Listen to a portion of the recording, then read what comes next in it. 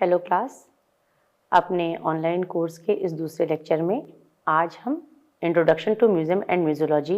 पर बात करेंगे। संग्रहालय विज्ञान विषय की जब हम बात करते हैं तो सबसे पहले ये विषय ही जो है संग्रहालय विज्ञान,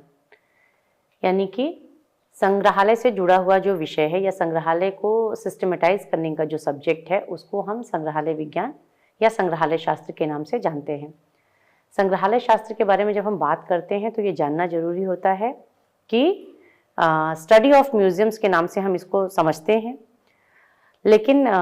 जनरली जो हम संग्रहालय शास्त्र में या संग्रहालय विज्ञान में जो हम बात करते हैं तो हम ऐसी हर एक पढ़ाई लिखाई को, ऐसी हर एक बात को जो संग्रहालय से जुड़ी हुई है उसकी जानकारी, उसकी सूचनाएं, उसकी पढ़ाई हम संग्रहालय शास्त्र के अंतर्गत करते हैं। संग्रहालय शास्त्र की जब हम बात करें तो ये बताना बड़ा रोचक होगा कि संग्रहालय पहले अस्तित्व में आए। जैसा कि पिछले लेक्चर में बात हो रही थी हमारी कि संग्रहालय जो है चैम्बर ऑफ रेयरिटीज थे। एलीट क्लास जो है अपने आत्म संतुष्टि के लिए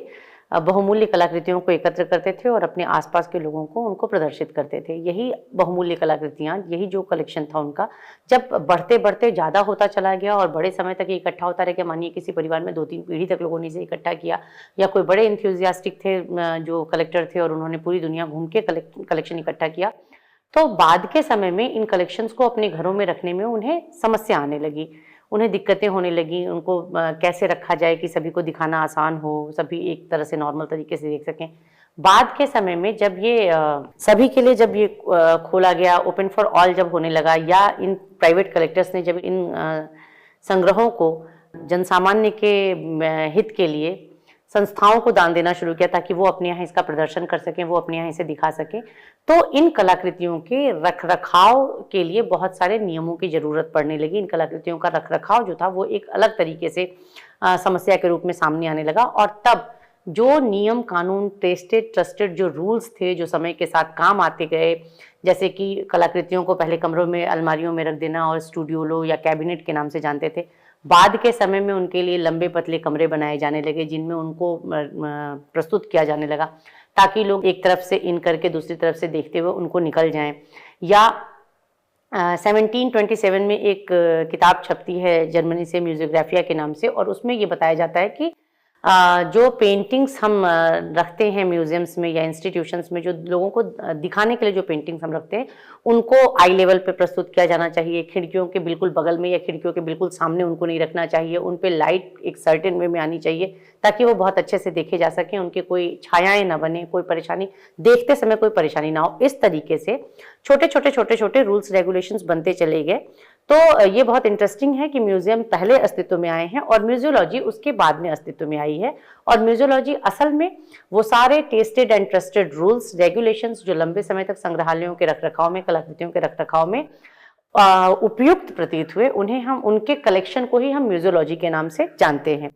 आईकॉम यानी कि इंटरनेशनल काउंसिल ऑफ म्यूजियम ने संग्रहालय शास्त्र को 1952 में परिभाषित करते हुए कहा, a branch of study related to the study of the purpose and organisation of museums, यानी कि ऐसा विषय जो संग्रहालय संस्था के साथ जुड़ा हुआ है, संग्रहालय संस्था के साथ घनिष्ठ रूप से जुड़ा है, जो उसके उद्देश्य के बारे में बात करता है, उसके संस्थान के बारे में बात करता है। आगे जाके फिर आईकॉम ने एक बार पुनः इसको परिभाषित किया है संग्रहालय शास्त्र को। इस परिभाषा को हम देखेंगे। Museology is a science dealing with museums, museum science. It consists of study of the history and background of museums, their role in society, specific system for research, conservation, education and organization, relationship with the physical environment and the classification of different kind of museums. In brief, museology is the branch of knowledge concerned with the study of the purpose and organization of museums. इस तरीके से हम देखते हैं कि संग्रहालयों से जुड़े हुए, संग्रहालय के रखरखाव से जुड़े हुए, संग्रहालय के संरक्षण से जुड़े हुए, संग्रहालय के प्रदर्शन से जुड़े हुए, यानी ओवरऑल में अगर हम बात करें तो संग्रहालयों से जुड़े हुए लगभग हर जो सूचना है, जो ज्ञान है, जो ब्रांच है, उसके अध्ययन को हम म्यूजियोलॉजी के नाम से जानते हैं। अब हम बात करेंगे कि अगर संग्रहालय से जुड़े हुए bunch of tested trusted rules and regulations को हम म्यूजियोलॉजी कहते हैं, तो म्यूजियोलॉजी को हम किस तरीके से समझ सकते हैं या म्यूजियोलॉजी को हम क्या मान सकते हैं। तो यहाँ पर हम देखेंगे कि ये एक ऐसा विषय है जो कि संग्रहालय से जुड़े हुए डिफरेंट डोमेन्स को कवर करता है। अलग अलग जो म्यूजियम से जुड़ी हुई स्टडीज़ हैं, म्यूजियम के जो ब्रांचेज हैं, जो म्यूजियम, क्योंकि एक म्यूजियम को संचालित करने के लिए बहुत सारे काम करने होते हैं। जैसे कि पिछले लेक्चर में हमने बात की फंक्शंस ऑफ म्यूजियम की, 5 फंक्शंस ऑफ म्यूजियम होते हैं। इन 5 फंक्शंस ऑफ म्यूजियम को स्मूथली चलाने के लिए, रेगुलेट करने के लिए, एक म्यूजियम को स्मूथ फंक्शन कराने के लिए बहुत सारे ब्रांच जो हैं वो म्यूजियम के अंदर काम कर रहे होते हैं। और ये सारे के सारे ब्रांचेस की समग्र जो पढ़ाई होती है, जो समग्र उनका अध्ययन करते हैं, उसे हम म्यूजियोलॉजी या संग्रहालय शास्त्र के रूप में जानते हैं। तो कौन कौन सी बातों को हम म्यूजियोलॉजी के अंदर इंक्लूड करते हैं और म्यूजियोलॉजी में किन किन चीज़ों की पढ़ाई करते हैं। सबसे पहला है फंक्शंस ऑफ म्यूजियम, जिसके बारे में थोड़ी चर्चा हो चुकी है कि 5 मुख्य कार्य होते हैं संग्रहालय के: कलेक्शन करना, डॉक्यूमेंटेशन करना, कंजर्वेशन करना, एग्जीबिशन करना और इसके माध्यम से लोगों को एजुकेट करना। ये 5 कामों को करने के लिए कलेक्शन करना जो होता है, कलेक्शन के बहुत सारे नियम कानून हैं, बहुत सारे रूल्स रेगुलेशंस इनके लिए बने हुए हैं। पूरी दुनिया में बहुत तरीके के बातों को, सूक्ष्म बातों को ध्यान में रख करके ही हम कलेक्शन कर सकते हैं। कलेक्शन के जो एथिक्स हैं, जो कन्वेंशंस हैं, उनको देखना पड़ता है, उनको मानना पड़ता है। पूरी दुनिया के संग्रहालयों के साथ कोलेबोरेशन करना होता है। तो कलेक्शन करने के अपने बहुत वास्ट रूल रेगुलेशंस हैं, जिनकी पढ़ाई हम म्यूजियोलॉजी में करते हैं। डॉक्यूमेंटेशन करने की कौन कौन सी टेक्निक्स हो सकती हैं, किस तरीके से किया जाना चाहिए, इनमें क्या क्या चीज़ों को इंक्लूड किया जाना चाहिए, किन बातों से दूर रहना चाहिए। म्यूजियम डॉक्यूमेंटेशन का सबसे व्यवस्थित रूप कौन सा हो सकता है। विभिन्न संस्थाएं जो डॉक्यूमेंटेशन के लिए रूल रेगुलेशंस बना रही हैं या सॉफ्टवेयर से डेवलप कर रही हैं, उन पर जब हम बात करेंगे तो ये सारा का सारा जो पढ़ाई लिखाई हो रहा है, ये म्यूजियोलॉजी के अंतर्गत किया जा रहा है। म्यूजियम आर्टिफैक्ट्स का कंजर्वेशन है, प्रिवेंटिव कंजर्वेशन की एक अलग ब्रांच है। अलग पढ़ाई हो रही है कि कितनी लाइटिंग होनी चाहिए, कितना RH होना चाहिए, किस तरीके से हम माइक्रो क्लाइमेट को शोकेसेस के अंदर कंट्रोल करेंगे, किस तरीके से हम अपनी गैलरीज को हाइजीनिक रखेंगे, किस तरीके से गैलरीज को विजिटर फ्रेंडली रखेंगे। हम अपने जो भी एग्जीबिशंस कर रहे हैं, जो हम अपने लेवल्स तैयार कर रहे हैं, इसमें किस तरीके से विजिटर साइकोलॉजी को इंक्लूड करेंगे, ताकि गुड म्यूजियम एक्सपीरियंस हम अपने हर जिसको कहते हैं कि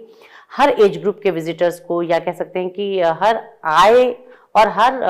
आयु वर्ग के दर्शकों को हम एक गुड एक्सपीरियंस, म्यूजियम एक्सपीरियंस के साथ म्यूजियम से भेजें। इन सब के बारे में बहुत बृहद पढ़ाई लिखाई होती है, जिसे हम म्यूजियोलॉजी के अंतर्गत ही पढ़ते लिखते हैं। प्रिवेंटिव कंजर्वेशन के बाद से दूसरा है क्यूरेटिव कंजर्वेशन। क्यूरेटिव कंजर्वेशन की ब्रांच में हम अपने जो भी आर्टिफैक्ट्स हैं, अगर वो कहीं से किसी तरीके से उनके हेल्थ में कुछ प्रॉब्लम आई है, अगर किसी तरीके से वो इन्फेक्टेड हैं, किसी तरीके से उनमें डस्ट एंड डर्ट एक्यूमुलेट हुआ है, किसी तरीके की एसिडिक ग्रोथ है, कोई बायोलॉजिकल ग्रोथ है, तो उसकी क्लीनिंग कैसे होती है। अगर कोई अंदर से सॉल्ट आ रहा है तो सॉल्ट रिमूवल का क्या प्रोसेस है, या फिर चिप्स निकल रहे हैं, या पेंटिंग में फ्लैकिंग हो रही है, क्रैकिंग हो रही है, वुड एक्सचेंज कर गया है या वुड का साइज चेंज हो गया। तो ये सारी जो प्रॉब्लम्स हैं, इनके ट्रीटमेंट के वेरियस टाइप्स हैं, वह बहुत तरीके से इनके ट्रीटमेंट होते हैं। ये सारे के सारे जो ट्रीटमेंट के स्टाइल हैं, जो पढ़ाई लिखाई हो रही है, जो कि बेसिकली साइंस के ब्रांचेस को बिलोंग करते हैं, पर ये पढ़ाई लिखाई भी, कंजर्वेशन की पढ़ाई लिखाई भी म्यूजियोलॉजी के अंतर्गत हम करते हैं, क्योंकि सब्जेक्ट ही हमारा म्यूजियोलॉजी एंड कंजर्वेशन है। फिर रेस्टोरेशन के अपने रूल्स रेगुलेशंस हैं, रेस्टोरेशन की अपनी अवधारणाएं हैं। रेस्टोरेशन को बहुत सोच समझ के करना होता है, बहुत सारे कन्वेंशंस, एथिक्स के बारे में बातें करते हैं, क्योंकि रेस्टोरेशन पुनर्उद्धार या पुनर्निर्माण की प्रक्रिया है। उसमें किन नियमों का ध्यान देना होता है, किस तरीके से काम करना होता है, जो मूल निर्माण सामग्री है, मूल निर्माण प्रक्रिया है, उसको देख करके, उसको समझ करके फिर नई तरीके से कलाकृति को पूर्ण करना होता है, कलाकृति को सही करना होता है। तो रेस्टोरेशन की जो पढ़ाई हो रही है, ये भी म्यूजियोलॉजी के तहत हो रही है। अगला जो है म्यूजियम मैनेजमेंट, जैसे कि आपको बताया कि 5 फंक्शंस हैं, उनको कर रहे हैं हम। कंजर्वेशन कर रहे हैं, डॉक्यूमेंटेशन कर रहे हैं, कलेक्शन कर रहे हैं, विजिटर साइकोलॉजी की बात कर रहे हैं, एग्जीबिशंस पे बात कर रहे हैं। इसके अलावा होता है म्यूजियम अपने रिसोर्सेज कैसे जनरेट करेगा। इसके अलावा होता है कि पूरा का पूरा जो म्यूजियम है, उसको हम व्यवस्थित किस तरीके से रखेंगे, विजिटर्स किस तरीके से म्यूजियम में इन करेंगे, किस तरीके से आउट होंगे, टिकट के प्राइस क्या होंगे, म्यूजियम स्टाफ की मीटिंग्स कब होंगी, एग्जीबिशंस किस तरीके से कितने कितने दिन के लिए अरेंज की जाएंगी, हम उनके इवेल्युएशंस कैसे करेंगे, उनके प्रचार प्रसार के लिए क्या काम करेंगे। इसके अलावा म्यूजियम स्टाफ का काम क्या है, जो हमारा ह्यूमन रिसोर्स है म्यूजियम के अंदर, वो कैसे काम कर रहा है, उनके जो काम है उनको बांटा किस तरीके से गया है, कौन किसके प्रति जवाबदेह है, किस तरीके से काम आगे बढ़ते हैं, टेबल वर्क कौन सा हो रहा है, एकेडमिक वर्क कौन सा हो रहा है, जो इन सबको मैनेज करना है। तो म्यूज़ियम मैनेजमेंट भी अपने आप में एक वास्ट पहलू है, एक वास्ट ब्रांच है, जो कि हम म्यूज़ियोलॉजी के तहत पढ़ रहे हैं। अगला है म्यूज़ियम मार्केटिंग। म्यूज़ियम मार्केटिंग में हम ये जानने की कोशिश करते हैं कि म्यूज़ियम की मार्केटिंग करके, म्यूज़ियम का प्रचार प्रसार करके हम किस तरीके से अपने रिसोर्सेज खुद जनरेट कर सकते हैं। म्यूज़ियम का जो आइडिया है, म्यूज़ियम का जो नोशन है, वो कितनी दूर तक जाता है, कितना हम इसके माध्यम से हम प्रचार प्रसार तो कर ही रहे हैं, पर हम इसके माध्यम से अर्न कितना कर सकते हैं, कितना हम अपने रिसोर्सेज खुद जनरेट कर सकते हैं, अपने आप को खुद इन्हांस करने के लिए हम कोशिश कर सकते हैं। तो म्यूज़ियम मार्केटिंग भी एक बहुत बड़ा फील्ड है, जिसकी पढ़ाई लिखाई हम म्यूज़ियोलॉजी में कर रहे हैं। म्यूज़ियम के जो डिफरेंट आर्टिफैक्ट्स हैं, ऑर्गेनिक हैं, इनऑर्गेनिक हैं, कंपोजिट हैं, अलग अलग टाइम फ्रेम से आ रहे हैं, अलग अलग बैटल फील्ड से आ रहे हैं, अलग अलग जोन से आ रहे हैं, अलग स्टोरीज़ हैं, कुछ रिलीजन एंड फिलॉसफी को बिलोंग कर रहे हैं, कुछ हिस्ट्री को बिलोंग कर रहे हैं, कुछ आर्ट को बिलोंग कर रहे हैं, प्योर आर्ट को रिप्रेजेंट कर रहे हैं। तो ये जो वेरियस काइंड ऑफ आर्टिफैक्ट्स हैं, इनको इकट्ठा करना, इनको मैनेज करना, इनको रिप्रेजेंट करना, ये भी पढ़ाई लिखाई म्यूज़ियोलॉजी में हो रही है। इसके अलावा म्यूज़ियम से जो रिलेटेड बहुत सारे इंस्टीट्यूशंस हैं, जैसे कि हम बात करते हैं आर्काइव्स के बारे में, हम बात करते हैं बोटेनिकल गार्डन्स के बारे में, हम बात करते हैं पैरा म्यूजियम्स के बारे में। ऐसे बहुत सारे इंस्टीट्यूशंस हैं जो सिमल्टेनियसली वर्क कर रहे हैं, जो म्यूज़ियम नहीं है पर म्यूज़ियम लाइक इंस्टीट्यूशन के तौर पर काम कर रहे हैं। तो वो किस तरीके से म्यूज़ियम्स के ग्रोथ में, म्यूज़ियम के डेवलपमेंट में हेल्प करते हैं, या वो किस तरीके से म्यूज़ियम के ग्रोथ एंड डेवलपमेंट में हर्डल क्रिएट करते हैं, इनको किस तरीके से डील एंड टैकल किया जाना चाहिए, इनसे किस तरीके से हम किस तरीके से प्रिपेयर होकर हम इनसे अपने आप को आगे ले जा सकते हैं, इन सब की बात भी हम म्यूज़ियोलॉजी के अंतर्गत ही करते हैं। इसके अलावा एक वास्ट फील्ड है म्यूज़ियम के रूल्स एंड रेगुलेशंस का, कन्वेंशंस बहुत सारे समय समय पर संग्रहालयों में ज़रूरत पड़ती है। संग्रहालय सामग्रियों का संग्रहालयों में कई बार संग्रहालय की जो कलाकृतियां हैं चोरी हो जाती हैं। इनसे चोरी होने के बाद से ये अंतर्राष्ट्रीय संधियां हैं, रूल्स हैं कि किसी भी संग्रहालय की चोरी की गई कलाकृति किसी भी दूसरे संग्रहालय में प्रस्तुत नहीं की जा सकती है। इसके लिए बहुत सारे इंटरनेशनल बॉडीज़ काम करती हैं जो इन रूल रेगुलेशंस को बनाती हैं। बार बार तरह तरह के सेमिनार कॉन्फ्रेंस होते हैं, राउंड टेबल्स होते हैं, डिस्कशंस होते हैं, जिन पर चर्चाएं करके नए नए कन्वेंशंस आते हैं, नए नए रूल रेगुलेशंस बनाए जाते हैं, घोषणा पत्र आते हैं। इन घोषणा पत्रों को पब्लिश करना, इनको याद करना, इनको अपने डेली रूटीन में शामिल करना, इनके माध्यम से इनके नियमों को मानते हुए अपनी पढ़ाई लिखाई को आगे बढ़ाना, अपने विषय को, अपने संग्रहालय को सही तरीके से प्रस्तुत कर पाना, ये सारी जो लॉज हैं, जो लेजिस्लेशंस हैं, इनकी पढ़ाई लिखाई भी हम म्यूज़ियोलॉजी के तहत करते हैं। इसके अलावा जो हम पढ़ाई लिखाई करते हैं म्यूज़ियोलॉजी में, वो है समय समय पर संग्रहालय संस्था का जो रूप स्वरूप है वो बदल रहा है। समाज जो संग्रहालय से उम्मीद कर रहा है और संग्रहालय जो समाज से अपेक्षाएं रखता है, इसमें समय समय पर परिवर्तन आता जाता है। ये जो अलग अलग एक्सपेक्टेशंस हैं, अलग अलग रूप में प्रस्तुत होना पड़ता है, अलग अलग साइकोलॉजिकल नीड्स को फुलफिल करना है म्यूजियम को, जो समय के साथ, कालखंड के साथ संग्रहालय के स्वरूप में परिवर्तन आ रहा है और संग्रहालय बदलता जा रहा है। ये जो इसके रूप का परिवर्तन है समय के प्रवाह के साथ, इसमें क्या नई चीज़ें आती हैं, क्या पुरानी चीज़ें हटाई जा रही हैं, क्या ज़्यादा उपयोगी है, किस पर ज़्यादा फोकस करने की ज़रूरत है, किसको रिमूव किया जाना है, इस पर भी निरंतर चर्चा परिचर्चा, इस पर भी निरंतर बातचीत जो होती है वो संग्रहालय विज्ञान के तहत ही हम लोग करते हैं। इस तरीके से हम देखते हैं कि जो म्यूजियोलॉजी है, जो संग्रहालय शास्त्र है, वो एक तरीके से संग्रहालय संस्था के जो विभिन्न आयाम हैं, संग्रहालय संस्था को सहज ढंग से संचालित करने के लिए, सहज ढंग से उसका संचालन हो सके, स्मूथ वे में म्यूजियम फंक्शन कर रहा हो, एक ऐसा म्यूजियम हो जो कि बहुत ही फंक्शनल हो, बहुत स्मार्ट हो, ऐसे म्यूजियम को संचालित करने के लिए जिन भी नियमों की, रीतियों नीतियों की बात होती है, जो भी संचालन के लिए जरूरी है, उन सब की बात हम म्यूजियोलॉजी के तहत कर रहे होते हैं। अब थोड़ा सा हम बात कर लेंगे कि म्यूजियोलॉजी जो है एज अ एकेडमिक डिसिप्लिन कैसे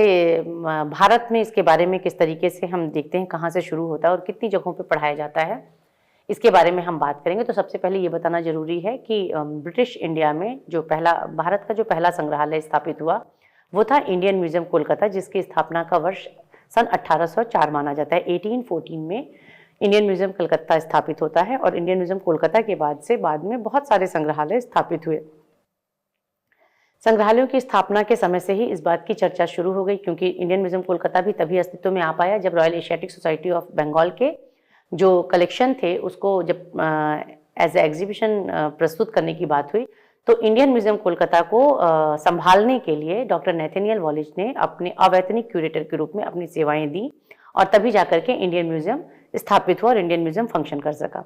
तो तभी से ये चर्चा है कि संग्रहालयों के संचालन के लिए हमें ट्रेंड स्किल्ड क्यूरेटर्स की आवश्यकता पड़ती है। ये ट्रेंड स्किल्ड क्यूरेटर्स तभी आ सकते हैं जब उनको अच्छे तरीके से एजुकेट किया जाए और ट्रेंड किया जाए। भारतीय संदर्भ में संग्रहालय बनते रहे, ब्रिटिश इंडिया में संग्रहालय बनते रहे, पढ़ाई लिखाई होती रही, विभिन्न समितियां आती रहीं और उन्होंने बार बार इस बात की मांग की कि भारतीय संग्रहालयों में स्किल्ड क्यूरेटर्स की कमी है और इस कमी को पूरी करने के लिए इंडिया में इस डिसिप्लिन को शुरू करने की ज़रूरत है। बहुत बड़ी चर्चा होती है मार्कम एंड हार्ग्रीव्स की रिपोर्ट की। कार्नेगी कॉरपोरेशन न्यूयॉर्क से मिले हुए फंड को यूज़ करते हुए SF मार्कम और H हार्ग्रीव्स की एक कमेटी बनाई गई थी और ब्रिटिश इंडिया में इन्होंने एक वृहद सर्वेक्षण किया था भारतीय संग्रहालयों पे। उस समय 120 संग्रहालय थे जिसमें से 80 यूनिवर्सिटी म्यूजियम हुआ करते थे। इन सभी संग्रहालयों का समग्र अध्ययन करके मार्कम एंड हार्ग्रीव्स ने एक रिपोर्ट तैयार की 1935 में, जिसे कि 1936 में पब्लिश कराया गया। बुक का नाम है द म्यूजियम्स ऑफ इंडिया और इस किताब में या इस रिपोर्ट में उन्होंने बहुत स्ट्रांगली रेकमेंड किया है कि म्यूजियम क्यूरेटर्स जो होते हैं वो पूरी दुनिया के म्यूजियम्स में जो क्यूरेटर होते हैं वो फाउंटेन ऑफ नॉलेज और सेंटर ऑफ अट्रैक्शन के तौर पे काम करते हैं। लोग म्यूजियम क्यूरेटर से मिलना चाहते हैं, बात करना चाहते हैं और क्यूरेटर्स को अपने पूरे म्यूजियम और ऑब्जेक्ट्स के बारे में, आर्टिफैक्ट्स के बारे में, पूरे के पूरे अपने कलेक्शन के बारे में जानकारी होती है और two way communication, two way healthy communication वो कर पाते हैं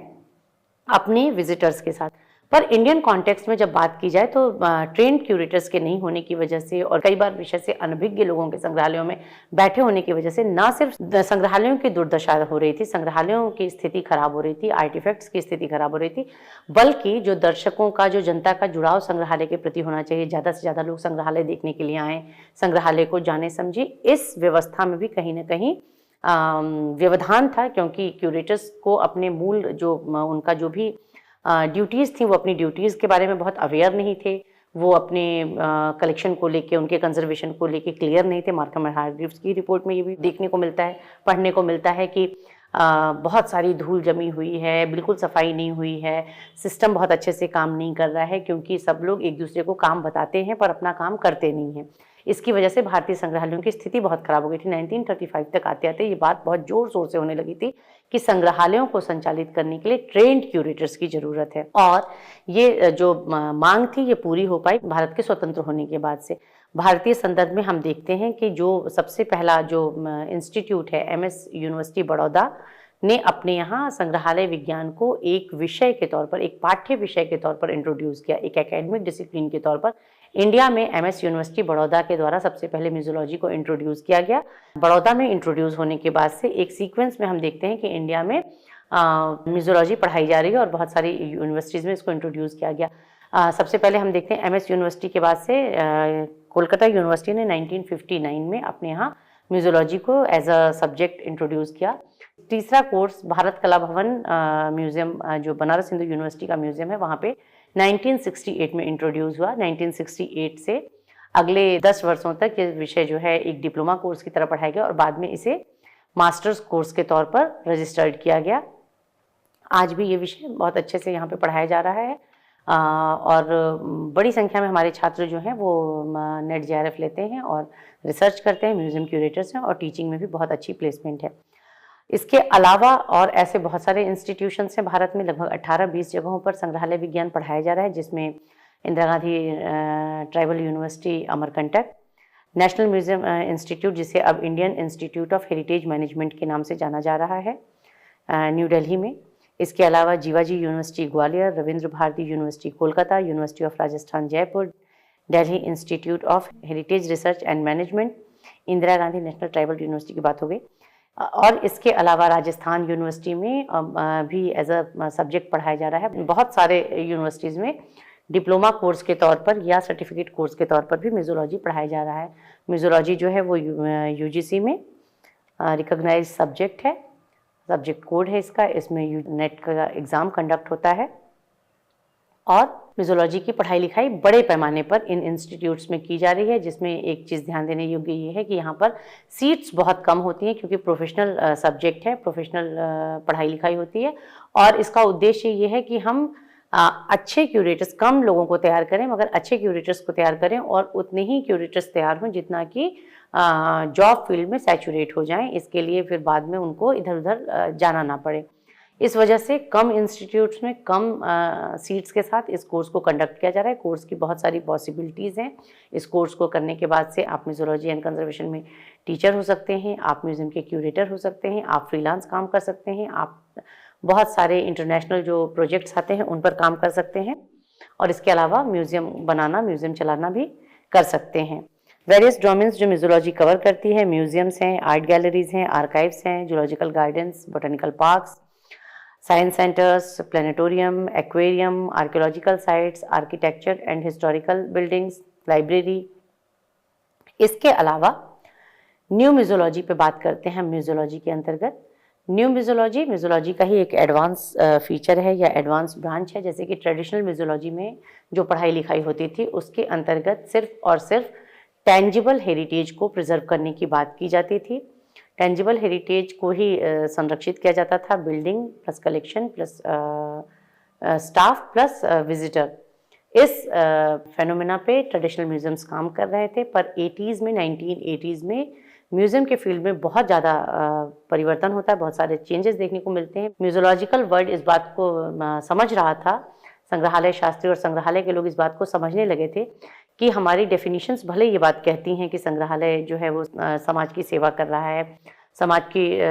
सेवा में है, उनके लिए खुला है, उनके साथ टू वे कम्युनिकेशन करता है, पर कहीं ना कहीं ये चीज़ें बहुत प्रोमिनेंटली दिखाई नहीं पड़ रही थी और सोसाइटी से म्यूज़ियम की दूरी पर्याप्त रूप से बनी हुई थी। इस दूरी को पाटने के लिए, जो वैरायटी ऑफ चेंजेस सोसाइटी में आ रहे थे उनको दूर करने के लिए, सोसाइटी के जो नए नॉर्म्स क्रिएट हो रहे थे उनके साथ संग्रहालयों के तालमेल को बनाए रखने के लिए न्यू म्यूज़ोलॉजी की ब्रांच इंट्रोड्यूस हुई। इस ब्रांच के अंतर्गत, जिसमें इको म्यूज़ोलॉजी, सोशियो म्यूज़ोलॉजी, ऑर्डर म्यूज़ोलॉजी की बातें की जाती हैं, इस ब्रांच में इंटेंजिबल कल्चरल हेरिटेज को प्रिजर्व करने के लिए म्यूज़ियम्स जो कुछ कर सकते हैं, म्यूज़ियम जिस तरीके से काम कर सकते हैं, उन पर बात की जाती है। या इंटेंजिबल कल्चरल हेरिटेज माने कि हम अपने जीवंत विरासतों को संरक्षित करने के लिए किस तरीके से काम कर सकते हैं, अपने गीत संगीत को, अपनी भाषाओं को, अपने पहनावे ओढ़ावे को, अपने खान पान के तरीके को, क्योंकि अब जो समय आ रहा है, जिस तरीके के चेंजेस सोसाइटी में आ रहे हैं, ये सारी चीज़ें भी कहीं ना कहीं प्रभावित हो रही हैं, बदल रही हैं। इनमें कौन से ऐसे सेक्टर्स हैं जिनको बचा के रखने की ज़रूरत है, जिनको अगली पीढ़ियों तक पहुंचाने की ज़रूरत है, इन सब पर काम करना, इन सब की पढ़ाई लिखाई करना, और म्यूज़ोलॉजी के ही सेक्टर में इसको बनाए रखने के लिए जो ब्रांच इंट्रोड्यूस हुई उसको हम न्यू म्यूज़ोलॉजी के तौर पर जानते हैं। न्यू म्यूज़ोलॉजी जो है वो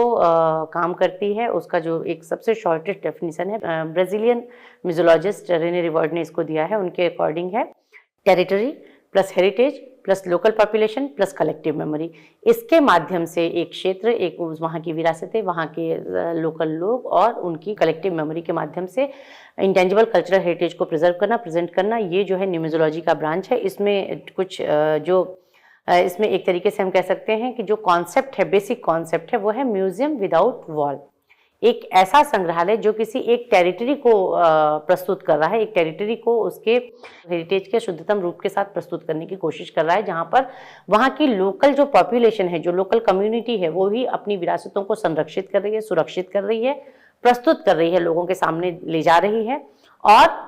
ये जो कम्युनिटी है, इस म्यूजियम के ही माध्यम से इस कम्युनिटी का सोशियो इकोनॉमिक ग्रोथ भी जुड़ा हुआ है, सोशियो इकोनॉमिक ग्रोथ भी हो रहा है। यानी ये कम्युनिटी न सिर्फ अपनी विरासतों को संरक्षित करती है, प्रदर्शित करती है, बल्कि सोशियो इकोनॉमिक ग्रोथ यानी कि वहाँ से उनका रोजी रोजगार भी जुड़ा हुआ है। इस तरीके से न्यू म्यूज़ोलॉजी एक अलग पैटर्न पर काम कर रही है और इंटेंजिबल कल्चरल हेरिटेज को प्रिजर्व करने के लिए काम करे। न्यू म्यूजियम मॉडल्स की अगर हम बात करें तो हमें 3-4 न्यू म्यूजियम मॉडल्स दिखते हैं, जो इको म्यूजियम है, कम्युनिटी म्यूजियम है, नेबरहुड म्यूजियम है, लिविंग हिस्ट्री म्यूजियम है। जहाँ तक इको म्यूजियम्स की बात अगर हम करते हैं तो इको म्यूजियम्स जो हैं, जब शुरुआत होती है न्यू म्यूज़ोलॉजी की, जिस समय में न्यू म्यूज़ोलॉजी इंट्रोड्यूस हुआ, तो इको म्यूजियम्स जो थे वो सबसे ज़्यादा स्थापित किए जाने वाला संग्रहालय प्रकार था और शुरुआत में सबसे सफल संग्रहालय प्रकार लग रहा था इको म्यूजियम्स। इको म्यूजियम शब्द जो है वो ह्यूग्स डी वेरिन फ्रेंच म्यूज़ोलॉजिस्ट हैं, उनके द्वारा कॉइन किया गया है। और इस शब्द के माध्यम से वो नव संग्रहालय शास्त्र के अंतर्गत जो नए संग्रहालय स्थापित किए जा रहे थे, जो कि स्थानीय जनता के साथ मिलकर काम कर रहे थे, स्थानीय जनता की विरासतों को, अमूर्त विरासतों को संरक्षित करने के लिए काम कर रहे थे, स्थानीय जनता के सोशियो इकोनॉमिक ग्रोथ के लिए काम कर रहे थे, इस तरह के संग्रहालयों को प्रस्तुत करना चाहते थे। तो वो जो एनवायरमेंटल सराउंडिंग्स थी और कल्चरल सराउंडिंग्स थी, उनके मेंटेन्ड, उनके जो ब्लेंडेड तरीके से जो भी निकल के आ रहा था कि एक इकोलॉजिकल जो कंडीशंस हैं, जो इन्वायरमेंटल कंडीशंस हैं, जो कल्चरल कंडीशंस हैं, इन सबको ब्लेंड करके इन सबको संरक्षित करना, इन सबको प्रस्तुत करना, इस पर काम कर रहे थे। तो वो इसलिए उस शब्द को वो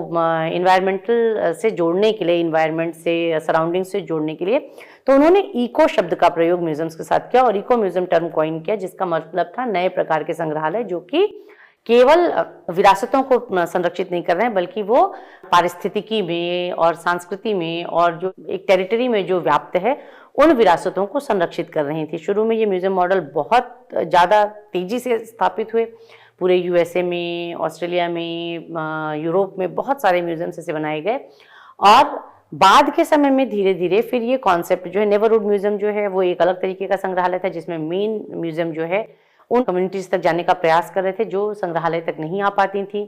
और जिनकी हेल्प करना संग्रहालय के लिए जरूरी था, ताकि वो अपने सोशियो इकोनॉमिक लेवल में ऊपर आ सकें, अपने कल्चरल ट्रेडिशंस को समझ सकें, अपने कल्चर को समझ सकें और उनको प्रिजर्व करने के लिए काम कर सकें। तो नेबरहुड म्यूजियम का जो कॉन्सेप्ट था, उसमें मेन जो म्यूजियम था, जो एक मेन म्यूजियम अपनी ब्रांचेस नियर बाई सबर्ब्स में खोलने का प्रयास कर रहा था। नेबरहुड म्यूजियम का सबसे सफल उदाहरण जो है वो है अनाकोस्टिया का नेबरहुड म्यूजियम, जो कि स्मिथसोनियन इंस्टीट्यूट वाशिंगटन डीसी का एक एक्सपेरिमेंट था, जिसमें स्मिथसोनियन इंस्टीट्यूट ने अनाकोस्टिया सबर्ब में एक ब्रांच म्यूजियम स्टैब्लिश किया और वहाँ की लोकल कम्युनिटी से लोगों को चुनकर, अपनी टीम चुन करके, उनके ही माध्यम से म्यूजियम के सारे काम करवाए गए और उनके इंटेंजिबल कल्चरल हेरिटेज को प्रिजर्व करने के लिए उनके वो जो अनाकोस्टिया कम्युनिटी थी, वो एक्चुअली वो स्लेव्स थे जो कि स्लेवरी का जो सिस्टम था वो खत्म होने के बाद से उनको छोड़ दिया गया था। उनके पास रहने की कोई जगह नहीं होने की वजह से अनाकोस्टिया का सबर्ब उनको प्रोवाइड किया गया था और इस एरिया में वो लोग रह रहे थे। वो बहुत ही हैफेजर्डली वे में वो डेवलप हुआ था, उनको बहुत तरह की प्रॉब्लम्स थी और इन प्रॉब्लम्स को रिमूव करने के लिए, उस कम्युनिटी को प्रॉपर स्टेबल करने के लिए और उनके हेरिटेज को उन्हीं के माध्यम से प्रिजर्व कराने के लिए अनाकोस्टिया नेबरहुड म्यूजियम को स्टैब्लिश किया गया था और ये एक बहुत सक्सेसफुल प्रोजेक्ट रहा, जिसकी वजह से पूरे यूएसए में फिर बाद में बहुत सारे नेबरहुड म्यूजियम्स स्टैब्लिश किए गए। लिविंग हिस्ट्री म्यूजियम्स, जो कि टाइम मशीन में आपको सफ़र करा दें, या जब किसी एक म्यूजियम में जाएं तो आपको ऐसा लगे कि आप टाइम ट्रेवल करके पीछे आ गए हैं। एक पूरे के पूरे एरा को रिकंस्ट्रक्ट करना, रिप्रेजेंट करना, ये लिविंग हिस्ट्री म्यूजियम था। तो ये न्यू और ट्रेडिशनल म्यूजियम के बीच के एक कड़ी के रूप में हम इसको जानते हैं। और फिलहाल जब हम देखते हैं न्यू म्यूजियोलॉजी के इंट्रोड्यूस होने के लगभग 40-45 सालों के बाद, जब हम आज के समय में देखते हैं तो हमें ये समझ में आता है कि न्यू म्यूजियोलॉजी के जो सबसे सक्सेसफुल म्यूजियम मॉडल्स हैं वो हैं कम्युनिटी म्यूजियम। वो म्यूजियम्स जो कम्युनिटी ओरिएंटेड हैं, जो कम्युनिटी को अपने साथ जोड़ के रखते हैं, समुदाय संग्रहालय के तौर पर प्रस्तुत होते हैं। यहाँ तक कि ह्यूग्स डी वेरिन ने जो इको म्यूजियम टर्म दिया था, बाद में फ्रांस में इको म्यूजियम बहुत फैंसी तरीके से यूज़ किया जाने लगा, एक्वेरियम के लिए, फिश एक्वेरियम के लिए, स्नैक एक्वेरियम के लिए, या फिर कोई बॉटेनिकल गार्डन के लिए भी वो इको म्यूजियम टर्म को यूज़ करने लगे थे। तो 25 ईयर्स के बाद से ह्यूग्स डी वेरिन ने भी इस बात को एक्सेप्ट किया कि जो हमारे न्यू म्यूजियम्स हैं वो एक्चुअली कम्युनिटी ओरिएंटेड हैं, कम्युनिटी बेस्ड हैं, कम्युनिटी के लिए काम करने वाले हैं। तो बेहतर होगा कि हम इन्हें इको म्यूजियम की जगह कम्युनिटी म्यूजियम कहना शुरू करें, जो समुदाय आधारित संग्रहालय, समुदाय के लिए हैं और समुदाय से जुड़ करके काम कर रहे हैं। इस तरह के संग्रहालयों को कम्युनिटी म्यूजियम के तौर पर जाना गया। इस प्रकार हम देखते हैं कि संग्रहालय शास्त्र जो है वो संग्रहालयों के अस्तित्व में आने के बाद से अस्तित्व में आया है। इसका मुख्य जो अध्ययन का विषय है, इसकी जो ट्रेनिंग का विषय है वो है संग्रहालय, और संग्रहालय से जुड़े हुए विभिन्न जो उसके विषय हैं, जो ब्रांचेज हैं संग्रहालय की, चाहे वो म्यूजियम मैनेजमेंट हो, म्यूजियम मार्केटिंग हो, म्यूजियम कलेक्शन हो, म्यूजियम डॉक्यूमेंटेशन हो, इस सब पे बहुत वास्ट स्टडीज होती हैं। पर इनको जब समग्र रूप से हम इकट्ठा करते हैं तो म्यूजियोलॉजी के तौर पर जानते हैं, एक ऐसा डिसिप्लिन जो म्यूजियम इंस्टीट्यूशन के बारे में विस्तार से बात करता है।